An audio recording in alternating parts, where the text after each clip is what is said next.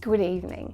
On behalf of the Australian Crime Writers Association, welcome to the 26th Annual Ned Kelly Awards. My name's Loraine Peck and I'm standing on the land of the Yugambeh people.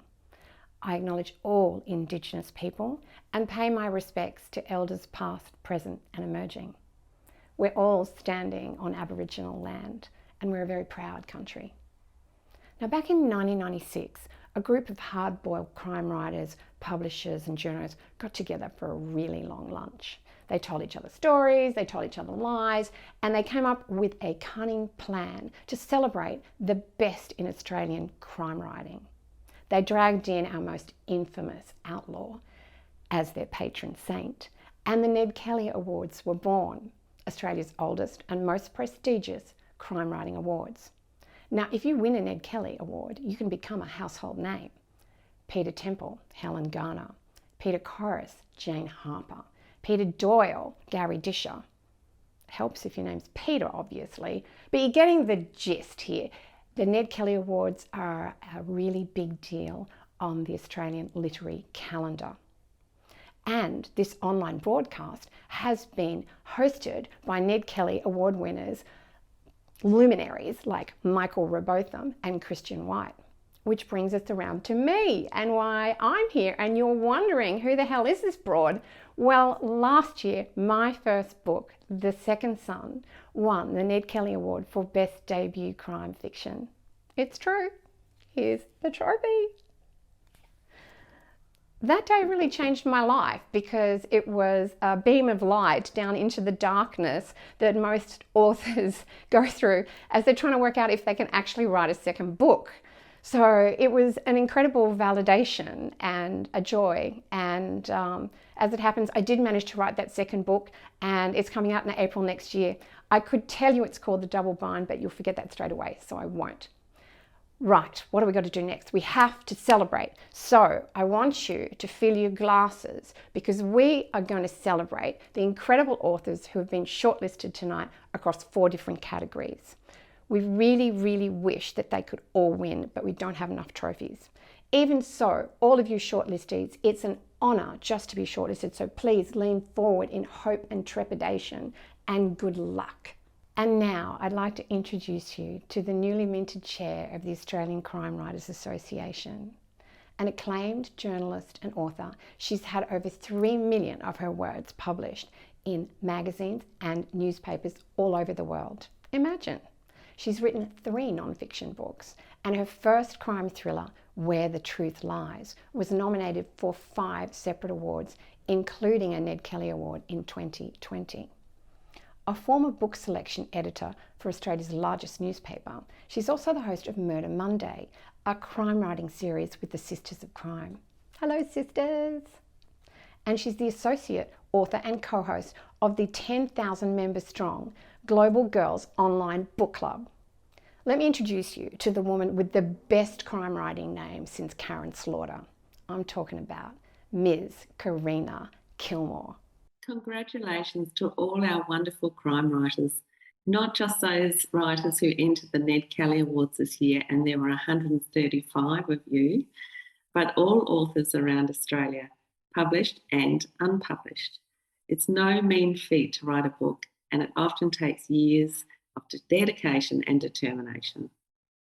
And so special thanks also to the family and friends of all our writers who help them carve out a few spare hours, boost their confidence, or just do extra housework. Your help also contributes to our big, fat, diversified arts community. Fiction and non-fiction books, film and TV scripts, poetry, comics, songs, almost every form of entertainment starts from someone's writing. And we're proud this year to mention the newest endeavour of the Australian Crime Writers Association, the Louis Award for Fast Fiction. And if you think writing 100,000 words is hard, try writing a whole story in just 500 words. Look out again for the Louis Award this year. Now, a big mention and thank you to all our wonderful volunteer committee members during the past year.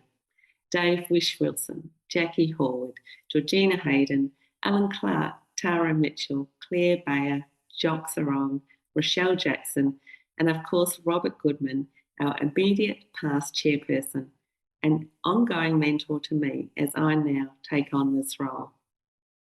Last but not least, our judging panels. We are honoured to have such wonderful, committed, expert people on our judging panels. They have given up many, many hours to read, analyse and discuss all the Ned Kelly entries during the past few months.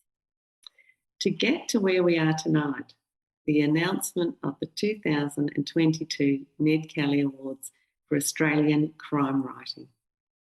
Take it away, Loraine. Thank you, Karina. Now, Ronald Blaber is representing the judging panel who had the difficult task of working out who to award the Ned Kelly for Best Debut Crime Fiction this year. Now, Ron is head of communications and cultural studies at Curtin University, where he designed a unit in crime fiction writing called Watching the Detectives. And yes, he loves Elvis Costello, as do I. He's been a crime nut since discovering his mum's treasure trove at Agatha Christie's. He took a little sidestep into noir, where he's been hanging out ever since, apart from a few forays into police procedurals, which he really enjoys as well. Now, most importantly, he has never murdered anyone and he's never been arrested, which means we are in very safe hands. Take it away, Ron. Hi, I've been judging the Neddies for a while now, and it never ceases to amaze me how good Australian and New Zealand crime writing is. If I was still teaching my course Watching the Detectives, I'd never keep up with the necessary changes to the reading list. I want to recognise the work of my fellow judges, Christina Lee and Meg Van. I delight in their work and commitment. Also, as attested to in the author's acknowledgements, I'm always impressed by the work of editors. Editors make great books greater. Now to the business at hand. Before announcing the winner of this year's Neddy for Best Debut Fiction, I want to say a few words about the shortlist. The list is as follows: Josh Kemp's Banjowarn, Margaret Hickey's Cutter's End, Brian Brown's Sweet Jimmy, Suzanne Frankham's Shadow over Edmund Street. I thank my fellow judges for some of the following words. The debut entrants this year show clear and compelling themes that produce startling insights into fascinating characters, shaped by and shaping their landscapes. This shortlist comprises well-written and well-plotted narratives. These compelling stories take risks. Suzanne Frankham writes a delightful, touching and engaging story of ordinary people facing extraordinary events. Brown experiments with form in his collection of short stories, always a difficult form to work in. Hickey brings an original twist to Red Dirt Noir, strong feature of Australian crime writing. And now to the winner. The winner is Josh Kemp's Banjowarn. Banjowarn introduces a character seldom seen in crime fiction. It engages the reader from cover to cover through twists and turns. It also shows deep connection to a sense of place and a sympathy and understanding for issues of Indigenous sovereignty. Thank you so much to the judges for this. I really wasn't expecting to pick up this award, particularly when I looked at the calibre of the three other novels in this category. I was just considering it a win to be shortlisted. So, this is more than I could have imagined. So thank you so much. Thank you also to UWA Publishing, who I think probably took a bit of a risk on this novel. You know, it's a novel that really doesn't pull any of its punches and takes the reader to some very dark places, but they've really believed in the heart and soul of the story right from the start. In particular, thank you to Eleanor Hurt and Kate Pickard. I just want to briefly mention I don't think I would have ever written a novel like Banjowarn if it wasn't for Peter Temple. I remember back in 2011, I scraped up enough money to go hiking near Kununurra, and I only took one novel with me. I put one book in my backpack, and that was The Broken Shore. And it was one of those profound reading experiences. It completely changed what I thought crime fiction was. Like it showed me what crime fiction could be, what it could do. Um, so yeah, I don't think I'd be here accepting this award if I wasn't a fan of the late great Peter Temple. Um, so yeah, thank you so much again, and congratulations to all the other winners. Cheers. How fabulous was that? Congratulations, Josh. I know just how you feel. Yay! Emily Webb is the author of Suburban True Crime, Cases You'll Never Forget and Some You've Never Heard of. She's the co-host of Australian True Crime Podcast and the host and producer of killer content Inside the Crime Writer's Mind. Let me tell you, it's a very scary place in there. A voracious reader of true crime since she was way too young to be reading those kind of books, Emily admits to becoming a journalist because she's a sticky beak and likes to know what's going on, don't we all? Emily loves nothing better than defrosting cold cases and bringing murderers to justice, which is why she's the perfect person to present the Ned Kelly Award for Best True Crime. Hi everyone, it's Emily Webb here, and I'm thrilled to be with you to announce the winner of the Best True Crime Book Award. If I had have known when I was a teenager that I would be doing this, I would have been beside myself. I've read true crime for many, many, many years, and it was an absolute privilege to read the entrants for this awards this year. So here's the finalists. First up, we have Larimer by Carolyn Graham and Kylie Stevenson. And this was such a fun, interesting read, quite a fresh take on the true crime genre.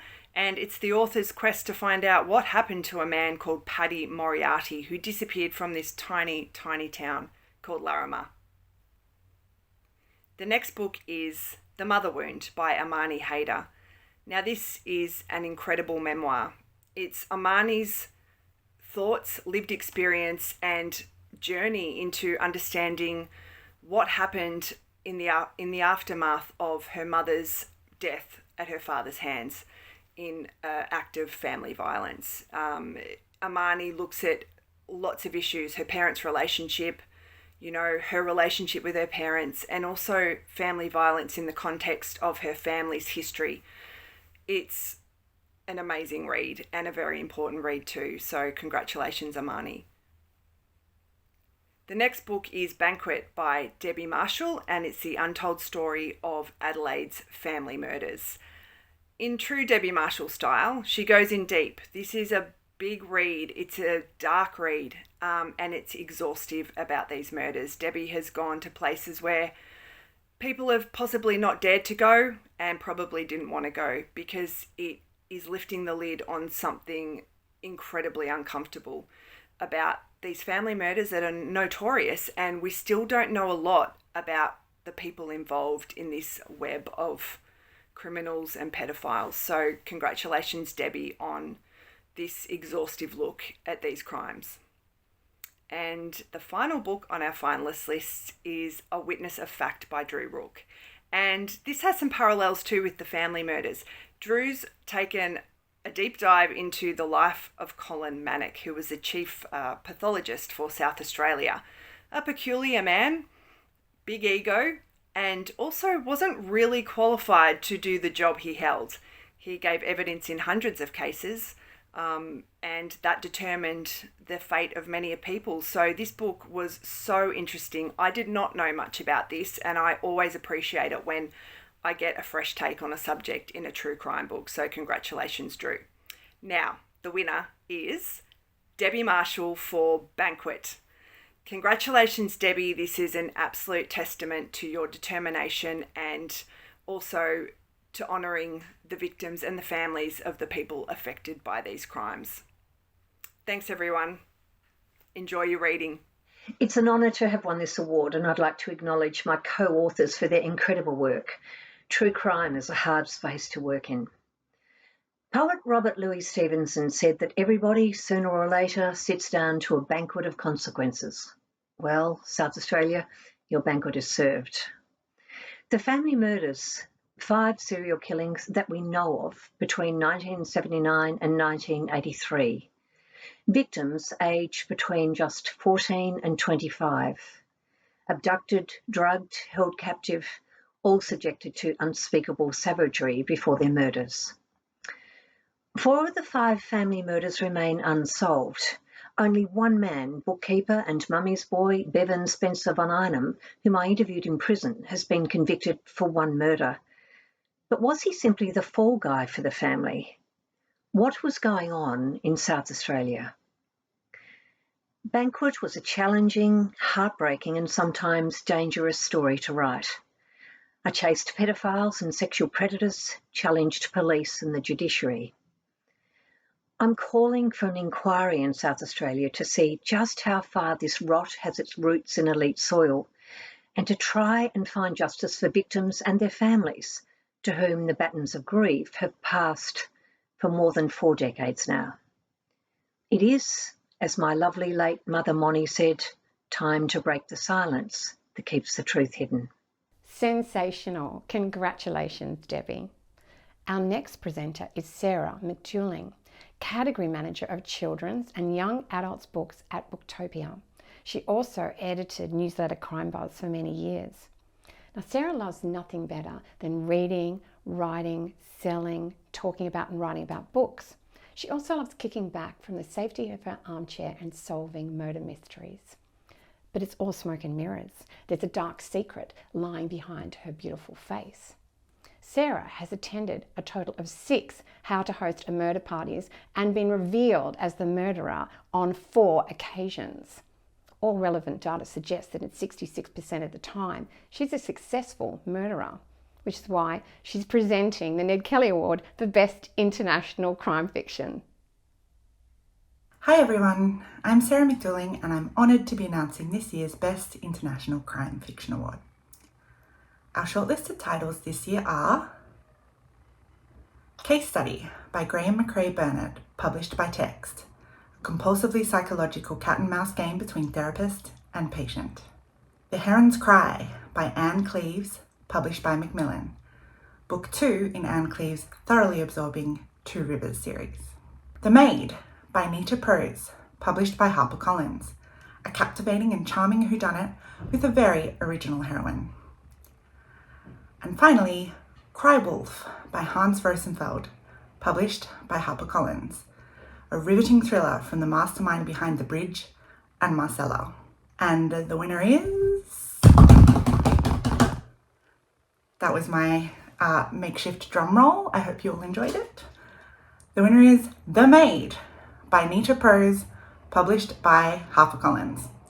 There were a lot of really amazing books to choose from this year, but this was one that all the judges and I could agree was really fresh and original, and especially impressive coming as it is from a debut author. Congratulations to Nita Prose and to HarperCollins. Hi there, I'm Nita Prose and I am the author of The Maid, and I am so tremendously excited to be receiving a Ned Kelly Award for International Crime Fiction. Honestly, I've just found out a little while ago and I'm completely over the moon and a little bit shocked because the other nominees are just some of the greatest writers out there, and I am so proud to be listed amongst them. I want to thank HarperCollins UK and also HarperCollins Australia for being such great supporters. Thank you too to the judges and to the Australian Crime Writers Association. This is just such a wonderful honor and I'm truly touched. Thank you so very much. I'm so excited for you. Congratulations, Nita.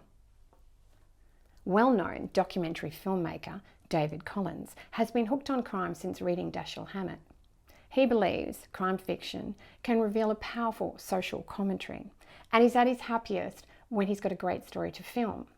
Now, I can feel you nodding along like you already know all this about David. What you probably don't know is what happened when his great-great-grandfather strolled off a ship from the San Francisco gold mines onto Australian soil. It was 1854, and he was arrested for carrying a 6-gun. Naughty boy. He settled in the Wild West of New South Wales, where he became a known associate to some of the most notorious characters around, shades of Ned Kelly, which is why he's the perfect choice for the big one. And he's going to tell us about the shortlist and who won the Ned Kelly Award for Best Crime Fiction. Thank you, Loraine. I welcome you all from the land of the Eora Nation in Camaragal country. The 2022 Best Crime Shortlist was a tough gig for us judges. A myriad of books, some set in Australia, a bit of outback noir, spy thrillers, many set overseas. There seem to be fairly strong themes this year addressing some very human emotions. We had some strong female issues canvassed, and many of the stories delved deep into the human psyche.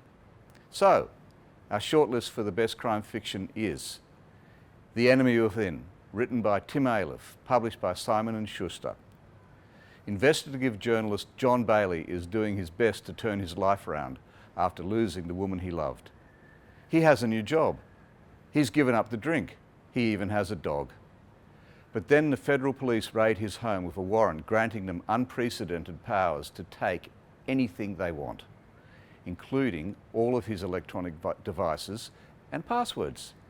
When Bailey protests, they threaten to put him in a prison cell. Someone wants to stop Bailey doing what he does best, exposing the truth. The Others, written by Mark Brandy, published by Hatchet. On his 11th birthday, Jacob's father gives him a diary to write about things that happen and what he and his father do on their farm, about the sheep, the crop, the fox, and the dam. But Jacob knows some things should not be written down. Some things should not be remembered. The only things he knows for sure are what his father has taught him. Sheltered, protected, isolated. But who is his father protecting him from? And how far will his father go to keep the world at bay? All too soon, Jacob will learn that sometimes people do the most terrible things. You Had It Coming, written by B.M. Carroll, published by Profile Books. When paramedic Megan Lowe is called to the scene of an attempted murder, she does everything to save the victim. But as the man is lifted onto the stretcher, she realises she knows him. She despises him. Why should she save his life when he destroyed hers? Jess Foster is on her way home when she receives a text from Megan. Once best friends, the two women haven't been close for years, not since the night when they were just teenage girls whom no one believed, whose reputations were ruined. All Jess can think is, you had it coming. Now Megan and Jess are at the centre of a murder investigation. What secrets are they hiding? Can they trust one another? And who is really the victim? The Chase, written by Candice Fox, published by Bantam. When more than 600 of the world's most violent human beings pour out from Prongham Correctional Facility into the Nevada desert, the biggest manhunt in US history begins. John Cradle, convicted of murdering his wife and son, is one of the escapees. Now, desperate to discover what really happened that night, Cradle must avoid capture and work quickly to prove his innocence as law enforcement agents close in on the fugitives. Death Row supervisor and now fugitive hunter, Celine Osborne, has focused all of her energy on catching Cradle and bringing him back to death row. She has very personal reasons for hating him, and she knows exactly where he's heading. Kill Your Brother, written by Jack Heath, published by Allen and Unwin. Elise Glick is a disgraced athlete. Her brother Callum is a well-liked teacher who has gone missing. In Elise's search for her brother, they both become captured in a remote, abandoned farm. Their captor hates Callum and refuses to explain why, but she has little interest in Elise, so she offers a gruesome bargain. She'll let Elise go if Elise kills Callum. That way, Elise can't talk to the police, not without getting arrested for murder. Years ago, when everyone turned against Elise, Callum was the only person who stood by her. But if Elise refuses the deal, they'll both die. With the clock ticking, Elise is forced to confront the choice. Will she kill her brother to save herself? The Family Doctor, written by Deborah Oswald, published by Allen and Unwin. Paula is a dedicated suburban GP, devastated by the murder of a friend and her children by their estranged husband and father. Stacey and the children had been staying with her after fleeing his control, and Paula is haunted by the thought that she couldn't protect them when they needed her most. How had she missed the warning signs? How had she failed to keep them safe? Not long after, a patient with suspicious injuries brings her anxious young son into Paula's surgery. The woman admits that her husband hurts her, but she's terrified to leave for fear of escalating to violence and defeated by consistent failures of the law to help her. Can Paula go against everything she believes to make sure one woman is saved, one child spared? She isn't motivated by revenge. She's desperately trying to prevent a tragedy. The Deep, written by Carl Perry, published by Michael Joseph. A tense new thriller set on the rugged coast of Tasmania about modern-day pirates, family bonds and betrayals. Hidden dangers that lurk in the deep. If you encounter the black wind while out there at sea, all you can do is race back to shore. There's no predicting it, no sailing it, no living with it. And if you're a Dempsey, it can play tricks on your mind. And the winner is The Chase by Candice Fox. I first came across Candice's work when she won the Ned Kelly Best First Fiction Award for Hades in 2014. As a judge in that category then, I was blown away by the characters and the exploration into what made them tick. This became very deep and integral to the storyline. The Chase is along the same lines, a real dive into one man's psyche and also the transformation of someone who was determined to destroy him, but eventually becomes a true believer in his innocence. Along the way, Candice manages to look at many of the issues that plague modern USA, making this a really timely book. Candice's writing is always tough, always gritty, with an impressive insight into human nature, where there is always an opportunity for redemption or destruction. Congratulations, Candice, and I look forward to more adventures between the pages of your next novel. Hi there, it's Candice Fox. I'm so pleased, so grateful for this award, the Ned Kelly Award for Best Fiction in 2022. Thank you so much, Australian Crime Writers Association, for all your support over the years. The message that you guys send me that says, we love what you do and you're part of the club here in Australian crime fiction, it just never loses its effect on me. I'm very, very pleased. My big dream as a kid was to have one book published ever. So awards and things like that never factored into it. So I'm so chuffed. And particularly this year because we're having this groundswell of good quality Australian crime fiction. It's making me very nervous how many good crime writers there are out there. And look at this big fat list of them. And to come out on top, yeah, I just never imagined that. So thank you so much.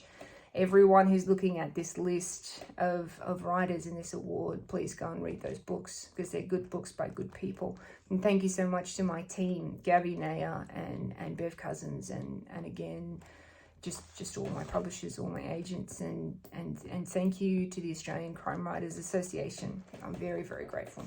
Oh my God, Candice! I'm so excited. You know this woman has won the Ned Kelly Awards 3 times. You are killing it, lady. And now I'm wrapping it up. Thank you to all the judges and the presenters and everyone who's worked so hard behind the scenes to put on this amazing awards night. Congratulations to everyone who was shortlisted and all our fabulous winners. And a special shout out from me to the Australian crime writing community. You're such a friendly and inclusive mob. And you're a bunch of sickos, and I love you. And what else? Oh, please become a member of the Australian Crime Writers Association. It's very rewarding. We're open to everyone. Readers, writers, fans, journos, criminals. We don't care. If you love crime, come on in. And that's it. I hope you've enjoyed yourself as much as I have. Good night. Huzzah.